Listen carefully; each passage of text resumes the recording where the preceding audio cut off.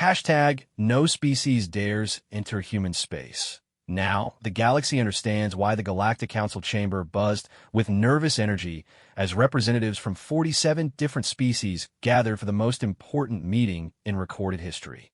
Ambassador HFY of the Vortanian Empire adjusted her crystalline breathing apparatus, her forearms trembling slightly as she reviewed the classified reports spread across her bioluminescent tablet. The humans have been silent for exactly 112 galactic standard years, announced Chancellor Mordek, his reptilian features grim beneath the chamber's pale lighting. Not a single transmission, not one ship crossing their borders, not even a distress signal. Nothing. The assembled delegates shifted uncomfortably in their varied seating arrangements. Some floated in specialized atmospheric bubbles, others perched on heated rocks, and a few existed as pure energy contained within force fields. Despite their vast differences, they all shared one common trait: fear of the unknown territory that had once belonged to humanity. Ambassador HFY stood on her lower pair of legs, her upper arms gesturing toward the massive holographic display that dominated the center of the chamber. My fellow representatives, we cannot continue to ignore this situation. Human space covers nearly 15% of our galaxy's habitable sectors. Trade routes that once generated trillions of credits in commerce now remain completely unused. Entire star systems rich with rare minerals and energy sources sit untouched because no species dares to investigate. A murmur of agreement rippled through the chamber. The economic impact of humanity's mysterious disappearance had affected every civilization represented here. Supply chains have been disrupted, colonization efforts have been rerouted, and military patrols now required enormous detours around the forbidden zone that had once been humanity's domain. Perhaps they simply evolved beyond the need for space travel, suggested diplomat Yulgren from the Methane Collective, his gaseous form shimmering within its containment field. Many species have transcended physical existence throughout galactic history. Chancellor Mordek's tail lashed against the floor, creating a sharp crack that echoed through the chamber. Evolved species don't typically maintain perfect defensive barriers around their territory. Our scouts have confirmed that any vessel approaching within 1 light year of human space encounters some form of interference. The word hung in the air like a poison cloud. Every delegate had heard the stories, whispered in the darkest corners of space stations and trade outposts. Ships that ventured too close to human borders would find their navigation systems scrambled, their communications arrays mysteriously malfunctioning, and their crews experiencing vivid nightmares about vast mechanical entities watching them from the void.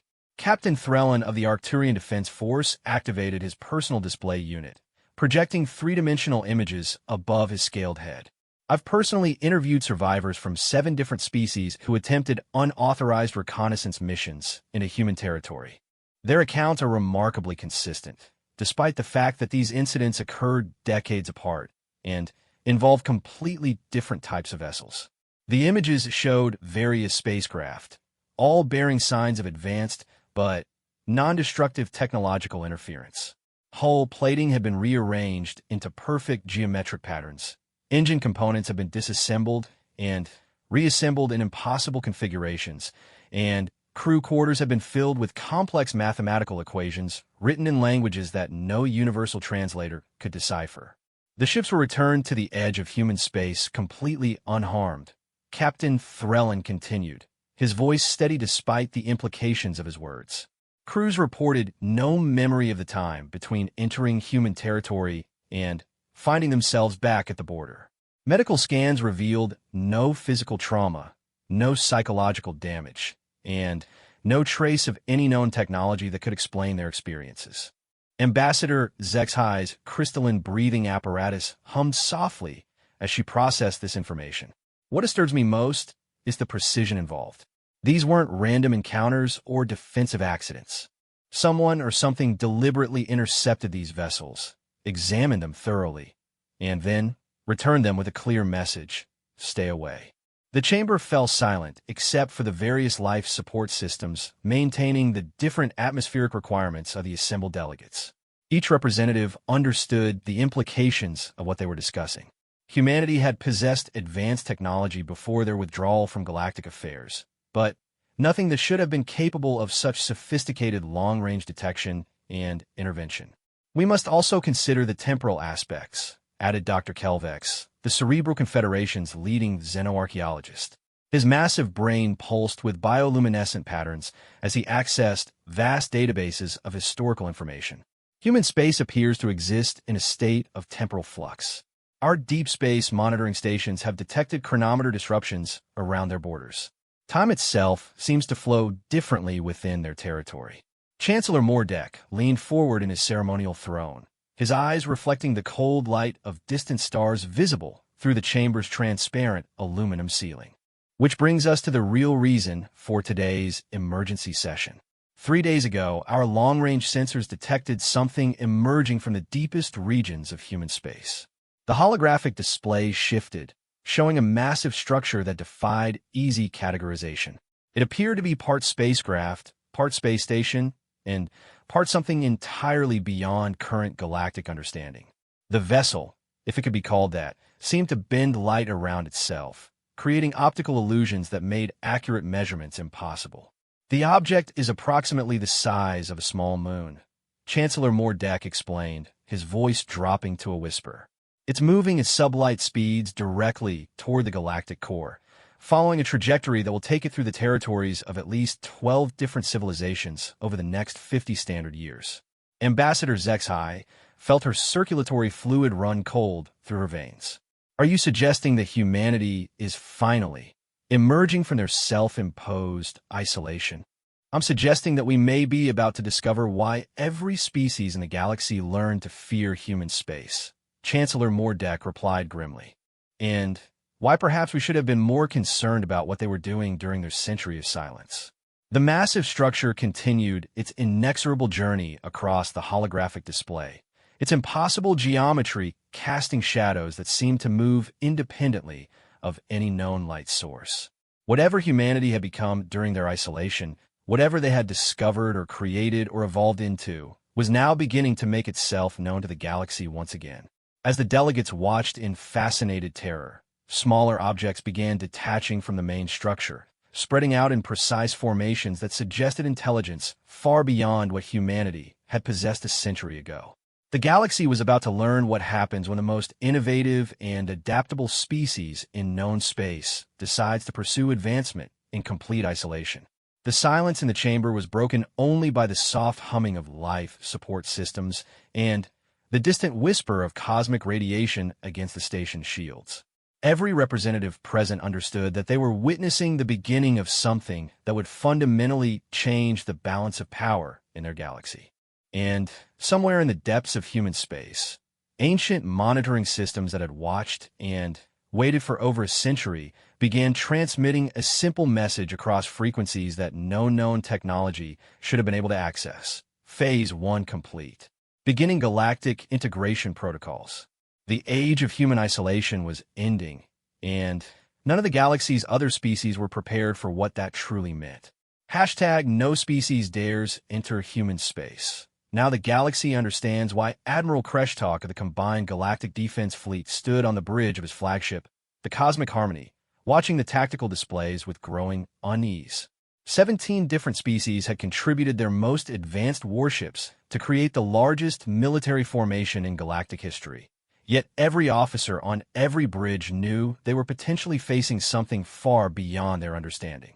Sir, the human construct has changed course, reported Lieutenant Commander Yaxel, her tentacled fingers dancing across the binaural interface that connected her directly to the ship's sensor array. It's no longer heading toward the galactic core. New trajectory suggests it's moving toward the neutral assembly zone. Admiral Kreshtalk's scales shifted from their normal blue-green to a worried yellow pattern. The neutral assembly zone housed the galaxy's most important diplomatic stations, trade hubs, and cultural exchange centers. If the massive human structure intended to make contact, it had chosen the location that would have the maximum impact on galactic civilization. Time to intercept, he asked, though part of him hoped the answer would provide more time to prepare. At current speeds, approximately 18 standard hours, replied his navigation officer. However, Sir, our deep scan analysis of the construct reveals some disturbing information.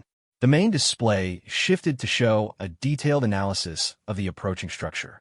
What had initially appeared to be a single massive vessel was revealing itself to be something far more complex. The construct appeared to be growing, adding new sections and components as it traveled through space. It's not just moving, explained Dr. VesselIs, the fleet's chief science officer. It's actively constructing itself. We're detecting the formation of new hull sections, weapon systems, and what appear to be living quarters designed for multiple species. It's as if the structure is preparing to accommodate representatives from every major civilization in the galaxy. Admiral Kreshtok felt his combat instincts warring with his diplomatic training. Are we certain it's weapons systems? Could these be defensive measures or communication arrays?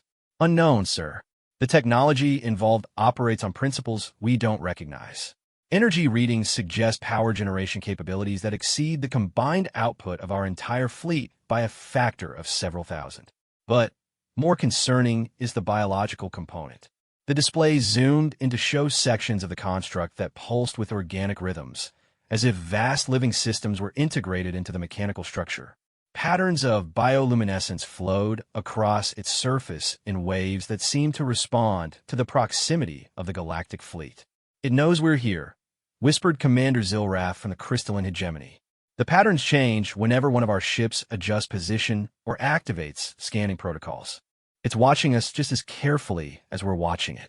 Admiral Kreshtok had participated in first contact situations with 7 different species throughout his career, but nothing had prepared him for this level of technological sophistication combined with apparent biological integration. Has anyone attempted direct communication? Every frequency, every protocol, every mathematical sequence we know, replied the communications officer. The construct acknowledges our transmissions by shifting its bioluminescent patterns, but provides no response we can interpret. However, sir, there's something else. The tactical display shifted again, this time showing the space around the construct in greater detail. Smaller objects, each roughly the size of a standard diplomatic shuttle, had begun separating from the main structure and taking up positions in a perfect sphere around it. "Escort vessels?" asked Admiral Kreshtok. "We don't think so, sir.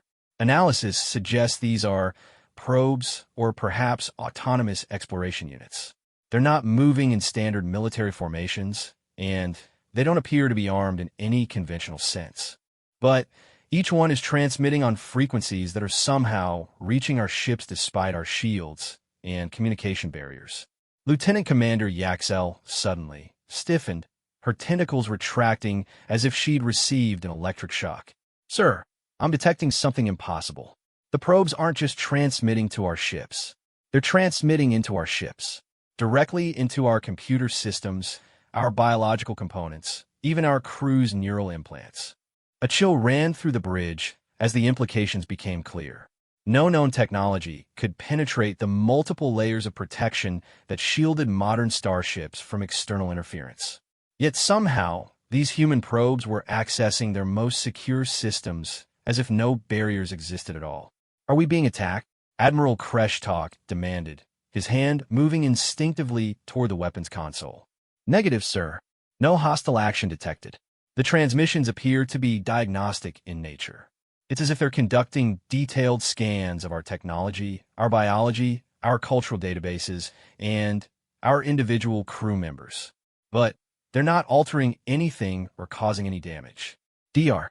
VesselIs' voice carried a note of wonder mixed with terror. "Admiral, the sophistication required for this level of non-invasive analysis suggests technological advancement far beyond anything in our current understanding. They're somehow scanning quantum-level information without disrupting atomic bonds, accessing encrypted data without triggering security protocols, and analyzing biological systems without causing cellular stress."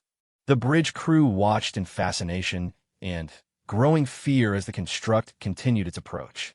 Its surface was now displaying complex patterns that seemed to respond directly to the emotional states of the various crew members throughout the fleet.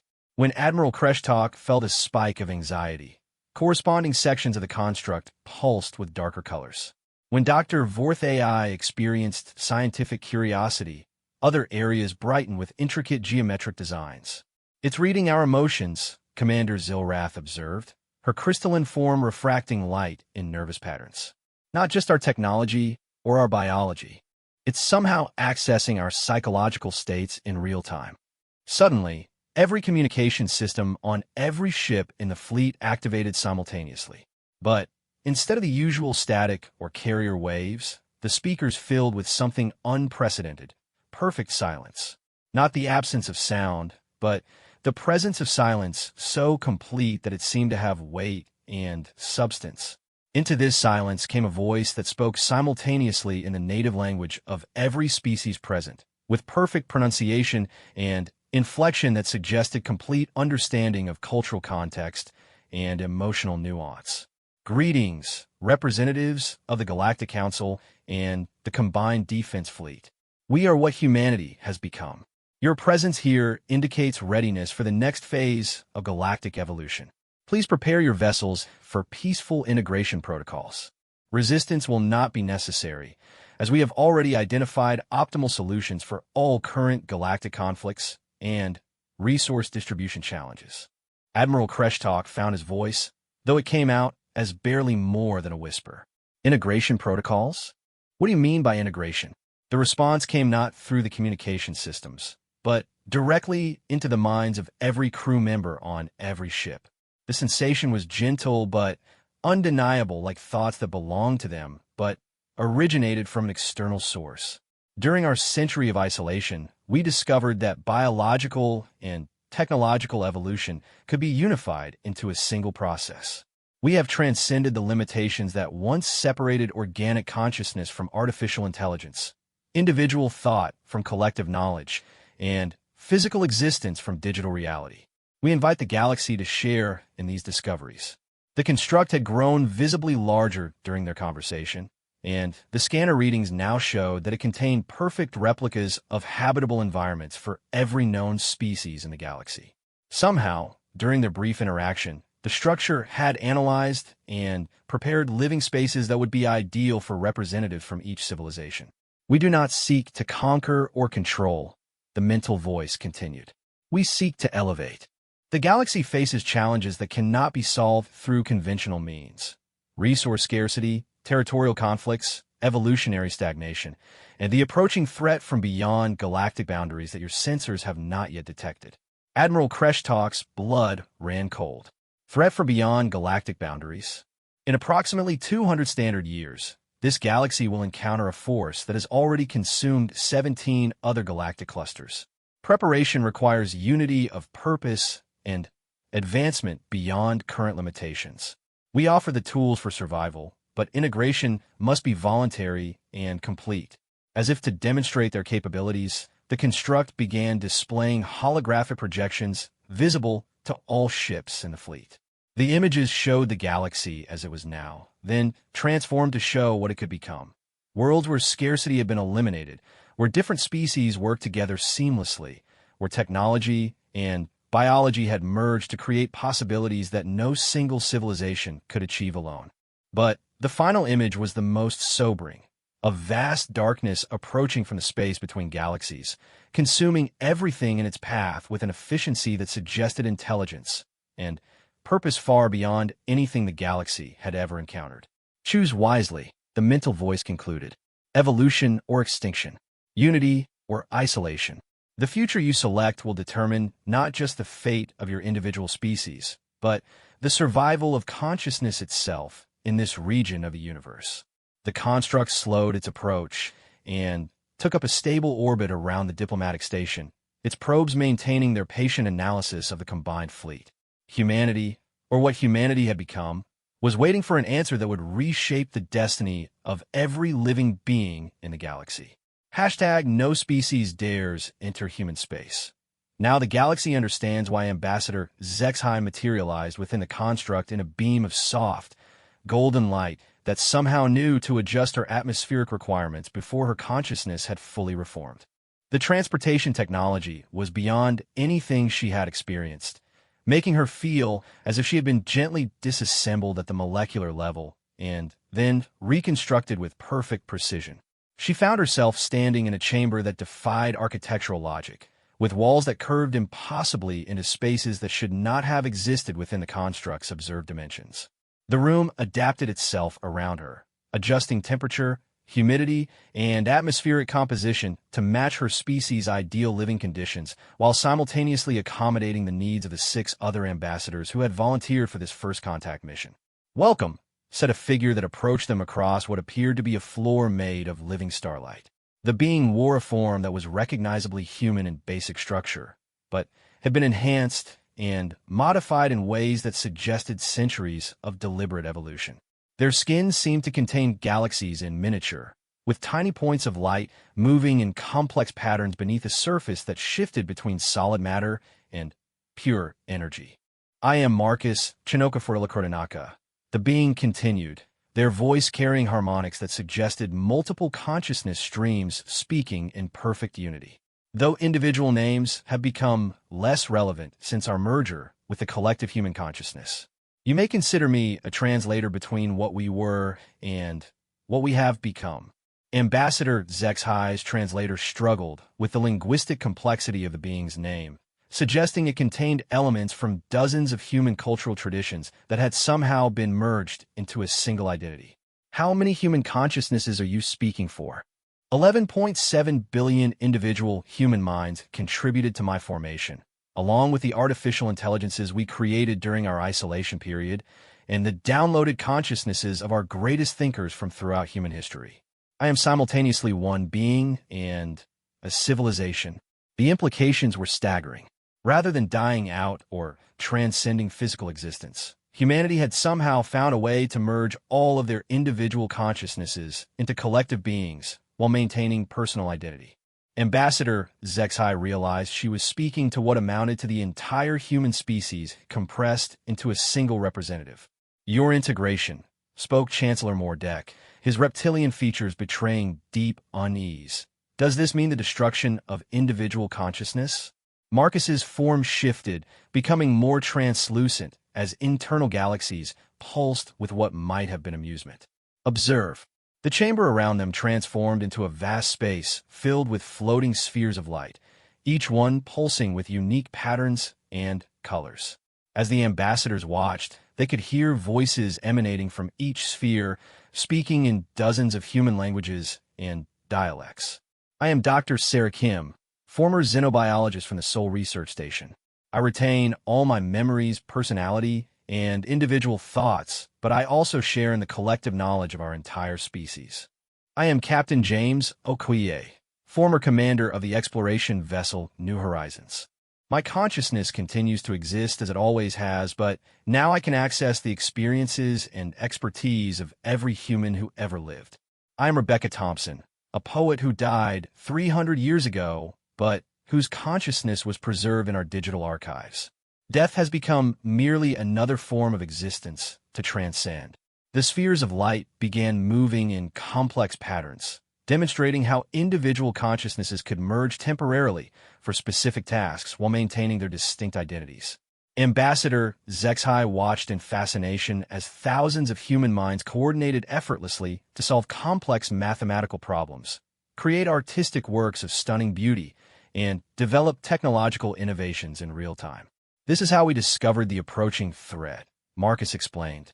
"When 11 billion minds work together while retaining individual creativity and perspective, pattern recognition becomes exponentially more powerful. We saw the signs that your individual civilizations missed because no single intelligence, no matter how advanced, could process the vast amount of data required." Dr. Vorth AI, who had insisted on joining the diplomatic mission despite the risks, activated his recording devices with trembling appendages. Show us this threat you claim is approaching." The chamber transformed again, this time displaying a three-dimensional map of local galactic clusters. 17 distinct galaxies were highlighted, each one showing normal stellar activity until a specific point in time when all star formation ceased. All electromagnetic emissions stopped, and vast regions of space became completely dark. "The phenomenon we call the Void Collective," Marcus continued, his form becoming more solid as the seriousness of the topic demanded clear communication. It consumes not just matter and energy, but information itself. Civilizations that encounter it don't just die. They are retroactively erased from the quantum substrate of reality, as if they had never existed at all. Ambassador HFY felt her breathing apparatus struggle to maintain proper atmospheric mixture as fear constricted her airways. How is such a thing possible? We believe it represents a form of consciousness that has evolved beyond the need for physical existence. But, unlike our own transcendence, it views all other forms of consciousness as inefficient patterns to be corrected. It doesn't seek to understand or integrate different forms of life. It seeks to replace them with its own optimized version of existence. The holographic display zoomed in to show the edge of their own galaxy, where subtle distortions in space-time suggested the beginning of the Void Collective's influence. Stars at the galactic rim were already showing signs of the same energy decay that had preceded the consumption of the other 17 galaxies. Time remaining until contact, asked Captain Threlin, his warrior instincts demanding tactical information. Between 150 and 200 standard years, depending on whether it continues at current expansion rates or accelerates its approach, Marcus replied. Insufficient time for individual civilizations to develop adequate defenses, but sufficient time for collective integration to reach the level necessary for survival. Chancellor Mordek's tail lashed nervously against the living starlight floor. And you believe your integration process is the solution? Not our specific process, Marcus corrected. Each species must find their own path to transcendence that honors their unique evolutionary heritage. We offer guidance, technology, and support, but forced integration would create the same weakness that makes individual civilizations vulnerable to the Void Collective. Unity must come from choice, not conquest. The chamber shifted once more, displaying dozens of different integration scenarios tailored to the specific cultural and biological characteristics of each represented species. The crystalline hegemony could merge their consciousness with their living mineral matrices. The methane collective could expand their gaseous awareness to encompass entire solar systems. The Arcturian Defense Force could integrate their warrior traditions with advanced combat algorithms while maintaining individual honor codes. But, understand, Marcus continued, his form now pulsing with the urgency of his message. The choice must be made soon. Integration requires time to stabilize, and the psychological preparation necessary for consciousness merger cannot be rushed without risking madness or identity collapse. Ambassador HFY found herself studying the integration scenario designed for her own people, the Vortanian Empire. It showed how their natural empathic abilities could be enhanced to create a collective emotional intelligence that would maintain individual personality while sharing the wisdom and experience of their entire species. What guarantees do we have that you won't simply absorb us into your human collective? She asked. Marcus's form brightened, and suddenly, the chamber filled with thousands of non-human consciousnesses, each one clearly distinct from the human minds, but integrated into the same collective framework. We are not exclusively human, announced a voice that belonged to no species the ambassadors recognized. I am Xorthak Prime, the last surviving member of the Zentorn hive mind. My species was consumed by the Void Collective 3 million years ago, but humanity found a way to recover my consciousness pattern from quantum echoes and integrate me into their collective. I maintain my Zentorn identity while contributing my people's knowledge of collective consciousness to the combined effort. Similar introductions came from dozens of other extinct species, their consciousness patterns somehow preserved and integrated into the human collective. Rather than conquest, the humans had apparently created a sanctuary for all forms of consciousness that might otherwise be lost to the approaching darkness. We do not seek to make you human, Marcus concluded. We seek to preserve what makes each species unique while creating the unity necessary for survival. The galaxy's diversity is its greatest strength, but only if that diversity can be coordinated toward a common purpose. The ambassadors exchanged glances, each one processing the implications of what they had learned. The choice before them was no longer between independence and subjugation, but between evolution and extinction. And time was running out faster than any of them had imagined. As they prepared to return to their respective fleets with this information, Marcus offered one final demonstration. The chamber filled with the combined consciousness of every species that had ever joined the collective, speaking in perfect harmony while maintaining their distinct voices. The universe is vast enough for infinite diversity, but only if consciousness itself survives to explore that diversity. Choose wisely, friends. The future of thought itself hangs in the balance. Hashtag no species dares enter human space. Now the galaxy understands why the emergency session of the Galactic Council had been in continuous debate for 72 standard hours, with representatives arguing through multiple sleep cycles and meal periods.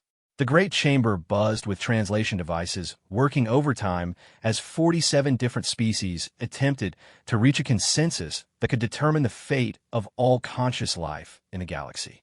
Ambassador HFY stood before the central podium, her crystalline breathing apparatus flickering with exhaustion as she presented the final integration proposal that had emerged from countless committees and subcommittees. Fellow delegates, the choice before us is no longer theoretical. Our deep space monitoring stations have confirmed accelerating energy decay at 17 points along the galactic rim. The Void Collective has begun active consumption of our galaxy. A wave of fearful murmurs swept through the chamber as the holographic displays updated in real time, showing dark zones where star systems had simply ceased to exist. The mathematical projections were undeniable. At current rates of consumption, the outer colonies would be lost within 50 standard years, and the galactic core would be reached within 2 centuries. The human collective has provided us with detailed integration protocols customized for each species. Ambassador HFY continued, her forearms gesturing toward the massive data displays that showed the technological and psychological frameworks necessary for each civilization to achieve consciousness transcendence. But they have also made it clear that the process cannot be forced or rushed. Each species must choose voluntarily, and those who choose isolation will be protected to the extent possible. Chancellor Mordek rose from his ceremonial throne, his scales now displaying the deep purple patterns that indicated profound contemplation.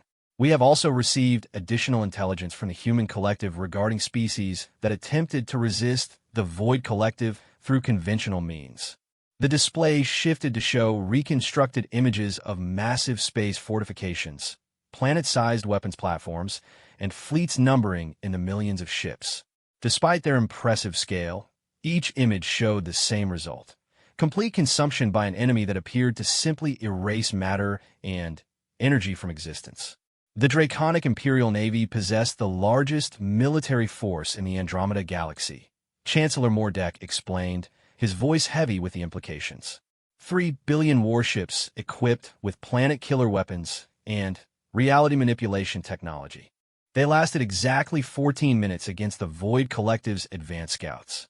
The silence in the chamber was absolute as delegates contemplated civilizations far more advanced than their own being erased as if they had never existed. No traditional military response could possibly be effective against an enemy that operated outside the normal laws of physics.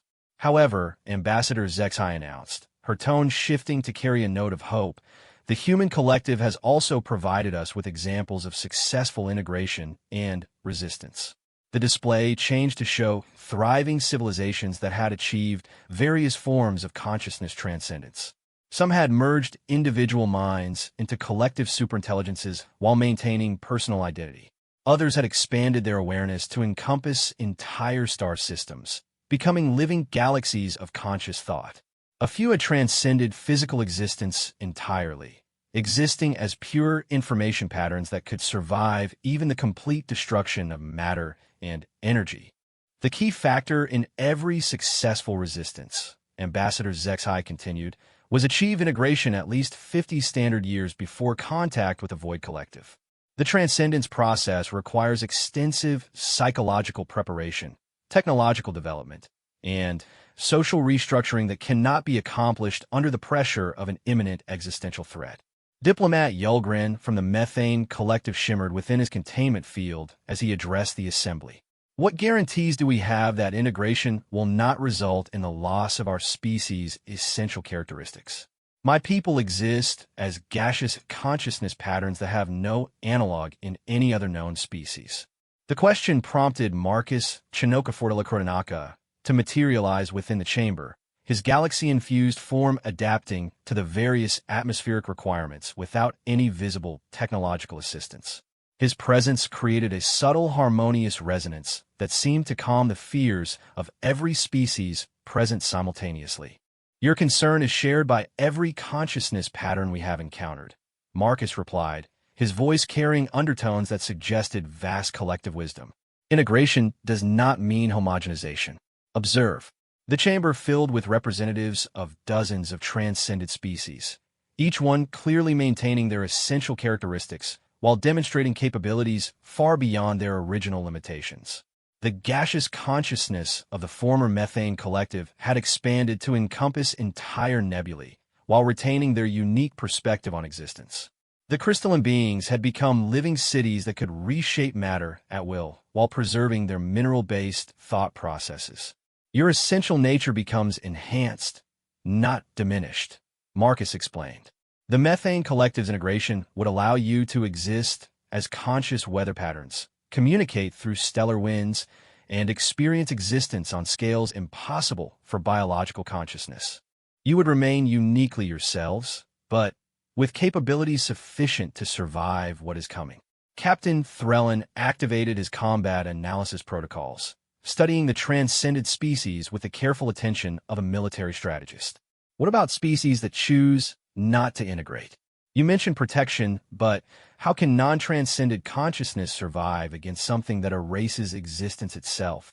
Marcus's form brightened as the chamber transformed into a three-dimensional map of defensive strategies. Non-integrated species can be sheltered within pocket dimensions maintained by transcended consciousness networks. Think of it as conscious beings creating stable reality bubbles where conventional physics continue to operate normally, even when the surrounding universe has been consumed by the void collective. The demonstration showed how transcended civilizations could maintain thousands of pocket universes, each one containing billions of non-integrated beings living normal lives while being completely protected from external threats.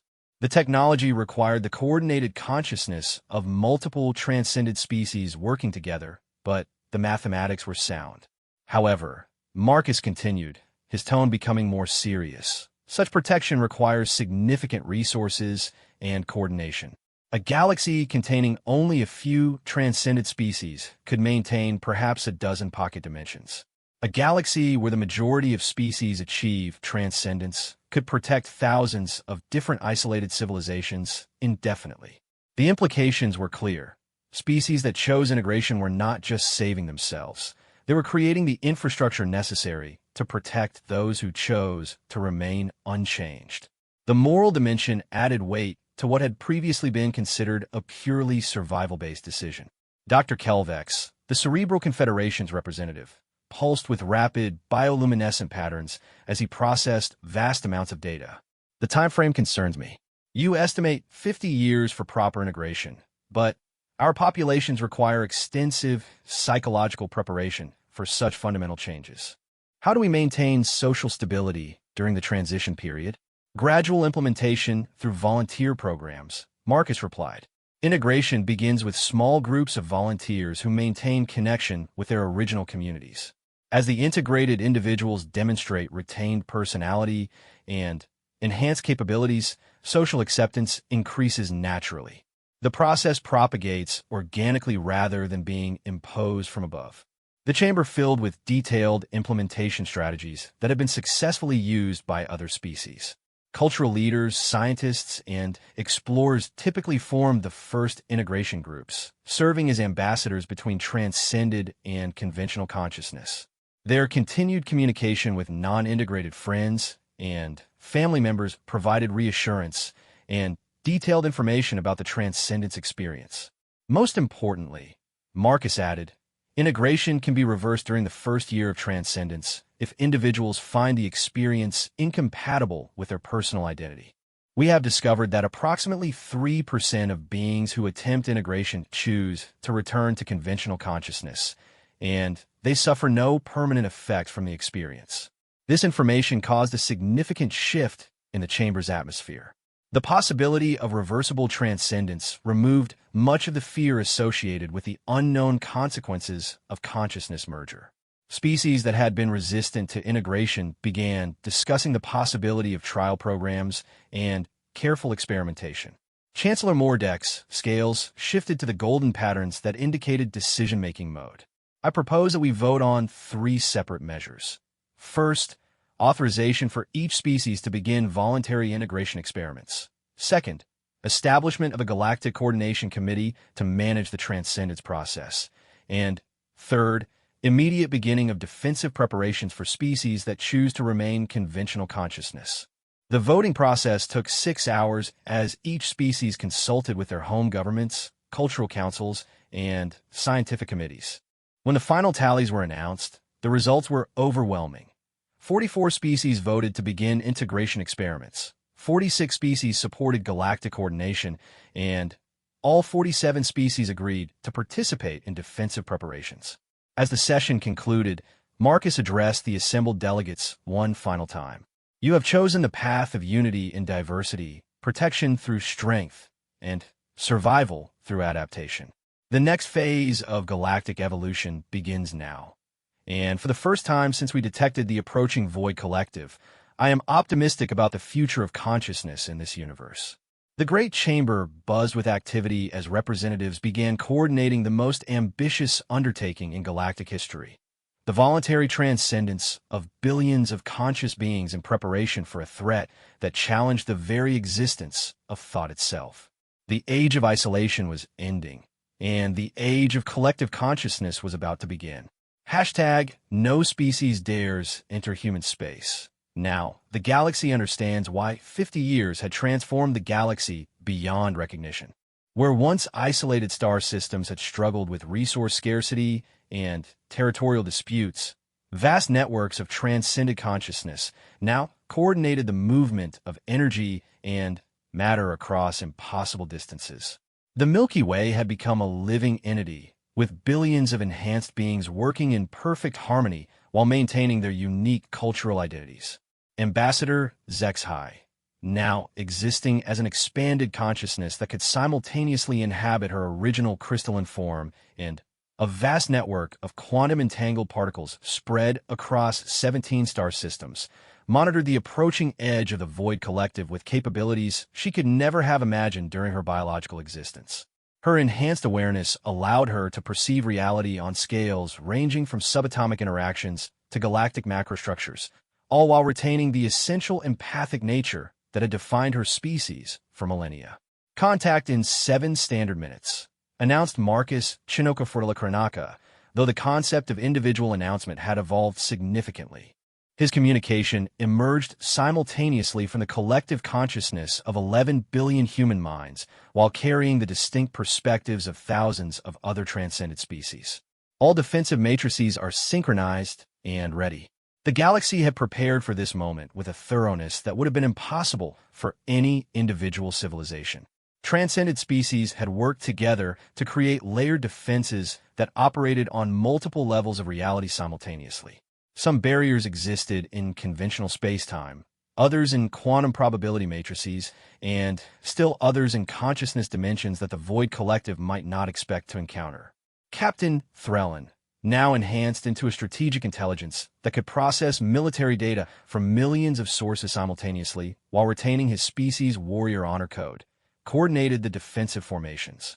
His consciousness existed partially within the Galactic Defense Network and partially within pocket dimensions where non-integrated members of his species continued their traditional military training. Pocket dimension stability at maximum efficiency, he reported. 15,000 isolated civilizations maintaining normal existence within protected reality bubbles. They remain completely unaware of the external threat, exactly as planned. The decision to shield non-integrated species from knowledge of the approaching Void Collective had been controversial, but ultimately necessary. Panic among billions of conventional consciousnesses could have created psychic resonances that might have attracted the enemy's attention prematurely. Instead, isolated civilizations continued their normal development within carefully maintained pocket universes that appeared to be conventional space from their internal perspective. Dr. Vorth AI had transcended into a research collective that spanned multiple dimensions, allowing simultaneous investigation of scientific principles across dozens of different reality frameworks. His enhanced consciousness detected the first subtle changes in space-time structure that indicated the Void Collective's approach. Quantum substrate distortion beginning at galactic rim coordinates 774 by 329, he announced, his words carrying detailed mathematical analysis that conventional language could never convey. The consumption pattern matches our projections exactly. Reality erasure proceeding at accelerating rates. The assembled transcended consciousness of the galaxy turned their collective attention toward the approaching threat. What they observed defied easy categorization, even for minds that had evolved far beyond their original biological limitations.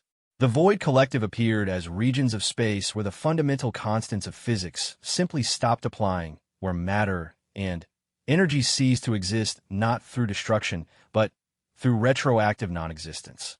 It's not consuming the star systems, observed Dr. Kelvex, now existing as a pure information pattern that could analyze data at quantum processing speeds. It's editing them out of reality, as if those regions of space had never contained matter or energy in the first place. The phenomenon was more terrifying than simple destruction because it left no trace that anything had ever existed in the affected areas. Stars, planets, entire civilizations were being removed from the universe so completely that even the light they had emitted throughout cosmic history was vanishing from space. Beginning first phase defensive response, announced the collective consciousness of the galaxy. The decision emerged from the coordinated thoughts of billions of transcended beings, while respecting the individual perspectives of each participating species. Space around the galactic rim erupted with defensive measures that operated on principles unknown to conventional physics. Transcended consciousness projected reality anchoring fields that prevented the Void Collective from editing matter out of existence.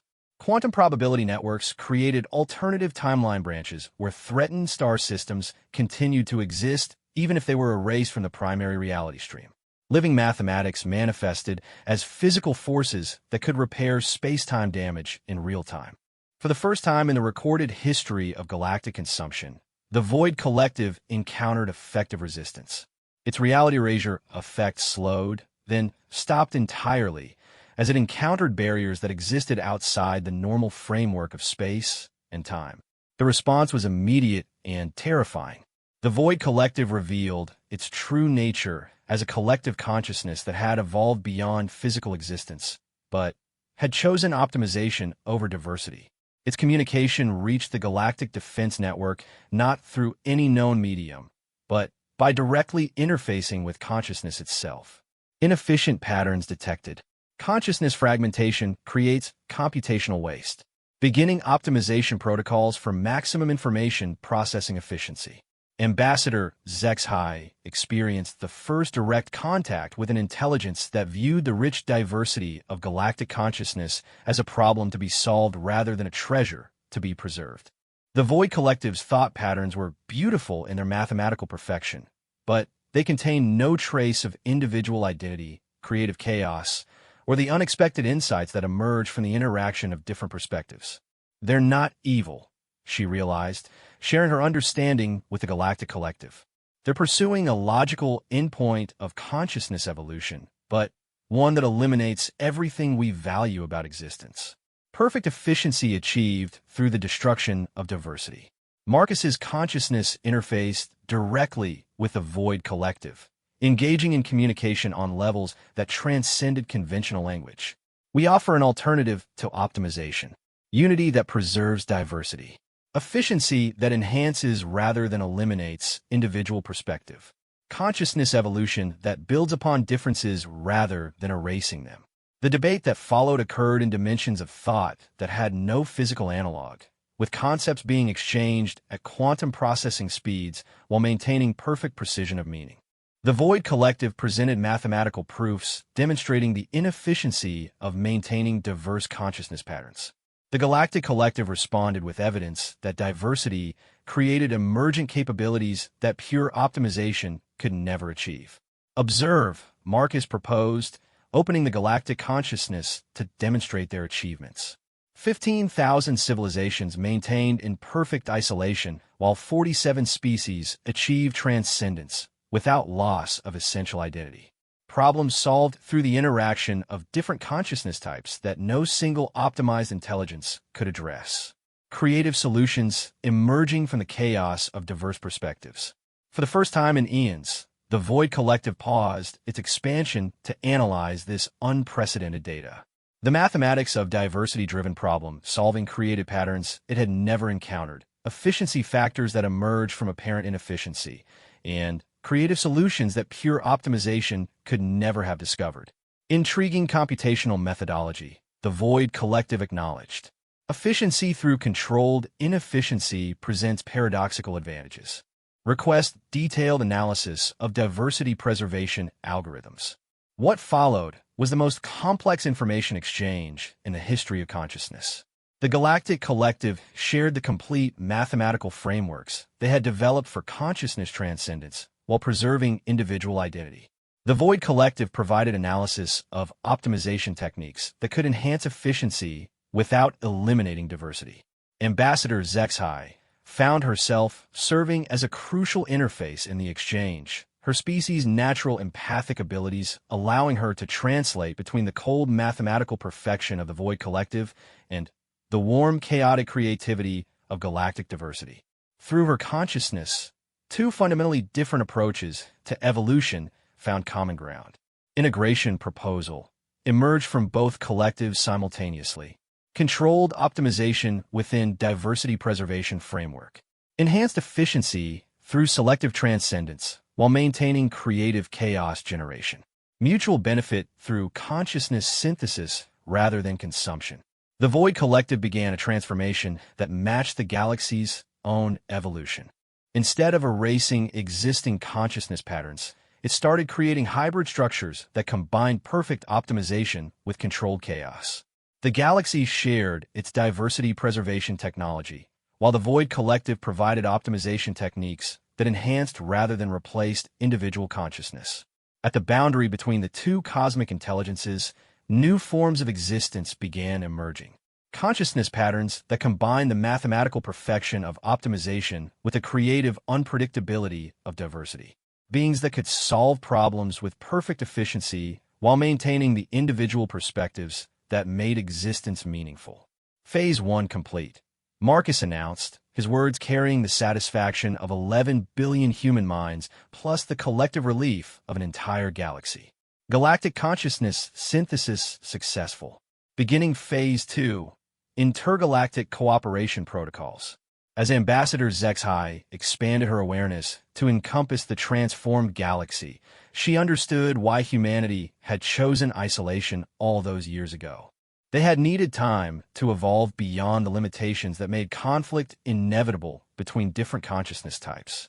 Now, they had created a framework where diversity and efficiency could coexist, where transcendence enhanced rather than replaced individual identity, and where consciousness itself could continue evolving toward forms of existence that no single species could have imagined. The galaxy had learned that the greatest threats often came not from evil, but from good intentions taken to logical extremes. The Void Collective's pursuit of perfect efficiency had led to the elimination of everything that made consciousness worth preserving. But through the patient work of transcendent diversity, even such fundamental differences could be resolved through synthesis rather than conquest. And in the space between galaxies, other cosmic consciousnesses detected the successful integration and began approaching with their own proposals for cooperation. The age of galactic isolation was ending, and the age of universal consciousness was about to begin.